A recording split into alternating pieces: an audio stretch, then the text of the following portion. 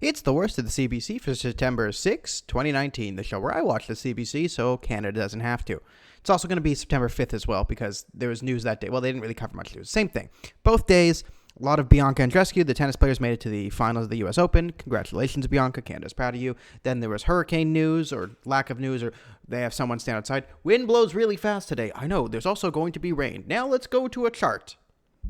That was literally half of the news of the last 2 days. So I'll just get to the worst parts of today's news coverage. And to be fair, they wasn't so biased. We're going to get a good Rosemary Barding rating today. But Robert Mugabe died. And good on the CBC for saying he was a controversial figure. They did mention that he left Zimbabwe economically destitute, and he's a controversial figure. But this is just like the Hong Kong protests, where they don't actually say the magic word. Yes, Robert Mugabe took over Zimbabwe, left it economically destitute. How did he do that?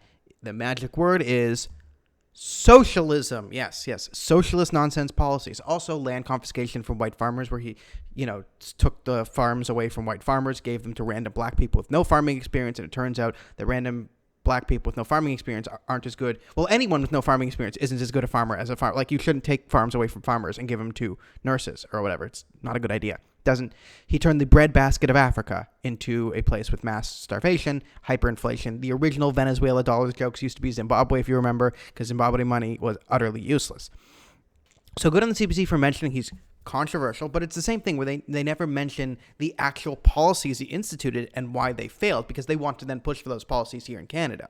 So, half points there.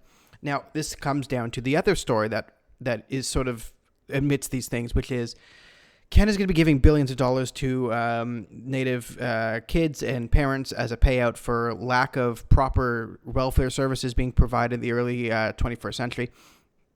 And this will be example 1,384,206 of why just throwing money at a situation will never fix anything if you don't fix the core problems. This is the Native Reserves in a nutshell. Now, there are some good rules here. I do agree with the Jordan rule, where you can't, if the province and the federal government and the reserves are all fighting over who has to pay for a Native kid's medical service, you give medical service first, then you fight afterwards. I totally agree. But that is an obvious byproduct of all the different tangles of government we put these people under.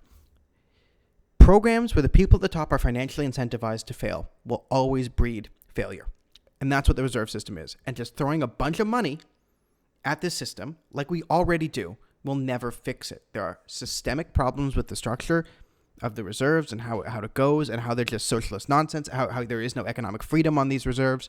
And until there's economic freedom for the Native Canadian people, nothing will improve. We can throw $84 billion. I even said at this point, we could throw $1 billion at everyone. And as long as there's no economic freedom, it doesn't matter. And this will be example 4 billion, whatever I said.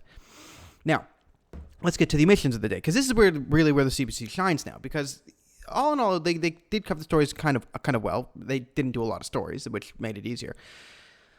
But the CBC, which is so racially, white supremacy, whatever obsessed, we are completely ignoring the fact that the Liberals had a candidate, Hassan Gallet, the imam, who was an open anti-Semite and said some of the most virulent anti-Semitic things on the website of his mosque, multiple calls for the genocide of all Jews. Supported a man who said Jews kidnap children to use their blood to bake their holy bread. He himself had stated that Jared Kushner had dual loyalties. He also said that Zionists control American politics. So Jews control the world. They steal your kids, bake them into their bread, and we should kill them all. This, according to the CBC, is alleged anti-Semitism, right? When a person confronted Gurtan Singh at Muslim Fest and asked him about Sharia law, this was Islamophobia, reported as an incident of Islamophobia. Death to the Jews from an imam, alleged anti-Semitism. Now, they did cover him and then put him, they did talk to him and get his point of view. But the analysis afterwards is really what's missing, because he said some pretty startling things.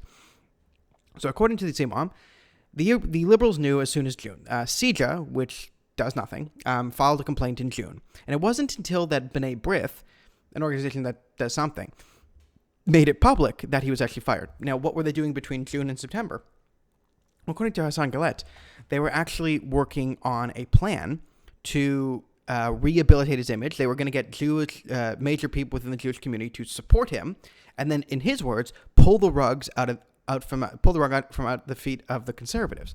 And this is fascinating in a lot of respects. Like the fact that they couldn't find enough Jews to do it. Like, not even when Bernie Farber won't even back you and Karen Mock won't come back you as an anti-Semite, you know you might be a big anti-Semite. Now, we want to pull the rug from the feet of the conservatives. It's a fascinating statement, and it's absolutely true. But it really shows the state of anti-Semitism in today's society, where he knows, everyone really knows, and we don't say it a lot. We pretend that, white supremacy, the radical right-wing neo-Nazis are going to get the Jews. But according to the biggest anti-Semites, they know the only people who would really care about anti-Semitism would be the Conservative Party. Isn't that fascinating?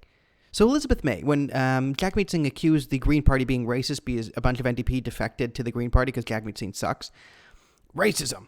And Elizabeth May released a statement saying all the different types of hatred, they're against homophobia, Islamophobia, bigotry, racism, blah, blah, blah. One thing was missing. It was anti-Semitism. Because Elizabeth May doesn't want to upset the anti-Semites that are in her party. The anti-Zionists.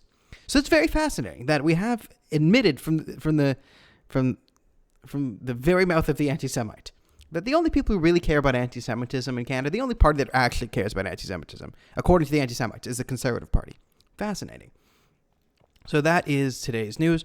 All in all, because it was more about omissions, but what does the CBC get? I'll give them 3 out of 10 on the Rosemary Barden scale. All in all, not terrible. But again, there's really nothing on the news right now. So I will see you all tomorrow. Have a great one.